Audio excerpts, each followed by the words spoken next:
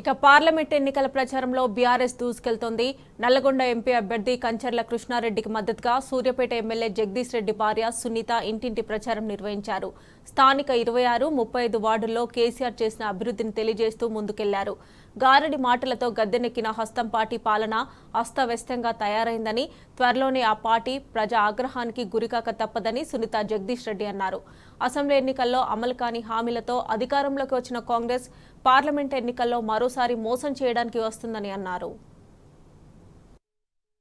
ఎన్నికల్లో ప్రచారంలో భాగంగా ఈరోజు 26వ వార్డు మరియు 39వ వార్డులో ప్రతి ఇంటింటికి గడప గడపకి తిరుగుతూ ప్రచారం చేయడం జరిగింది. ప్రజలందరూ బాగా స్పందిస్తున్నారు. ముఖ్యంగా నీటి ఎద్దడి చాలా ఉంది, మాకు చాలా ఇబ్బంది అవుతుంది. ఎందుకంటే పోయినసారి బీఆర్ఎస్ గవర్నమెంట్ ఉన్నప్పుడు మాకు నీళ్ళ ప్రాబ్లం ఉండకపోతే ఎండాకాలమైన ఏ కాలమైనా మాకు నీళ్ళు వచ్చాయి. కానీ ఇప్పుడు ఈ ప్రభుత్వం వచ్చినాక అసలు నీళ్ళ సమస్య చాలా ఉంది, చాలా ఇబ్బంది పడుతున్నామని కూడా వాళ్ళందరూ తెలియజేయడం జరుగుతుంది. అదేవిధంగా మాకు కరెంటు సదుపాయం కూడా సరిగ్గా లేకుండా పోతుంది. అలాగే మాకు రావాల్సిన రైతు బంధు రావట్లేదు, రైతు బీమా రావట్లేదు, మా పిల్లల పెళ్ళైతే కళ్యాణ లక్ష్మి తులం బంగారం అన్న అది రావట్లేదు.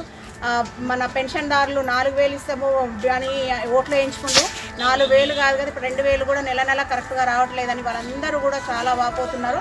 ఇవన్నీ కూడా వాళ్ళు మేము తప్పకుండా మళ్ళొకసారి కూడా మన బీఆర్ఎస్ గవర్నమెంట్నే గెలిపించుకున్నాం. ఎందుకంటే ఆ కాంగ్రెస్ గవర్నమెంట్ వచ్చినాక మాకు ఏమీ చేయలేదు, మన బీఆర్ఎస్ గవర్నమెంట్ ఉంటేనే ఇవన్నీ కూడా అవుతాయి అనేసి వాళ్ళు అన్నారు. అలాగే పైన కూడా మనకు బీఆర్ఎస్ గవర్నమెంట్ ఓటేస్తే, ఎంపీ ఎలక్షన్లలో ఓటేస్తే మనము కేంద్రం నుంచి ఏదైనా మన హక్కులని సాధించుకోవచ్చు. మేము తప్పకుండా మళ్ళొక్కసారి కూడా బీఆర్ఎస్ పార్టీని గెలిపించుకుంటాము.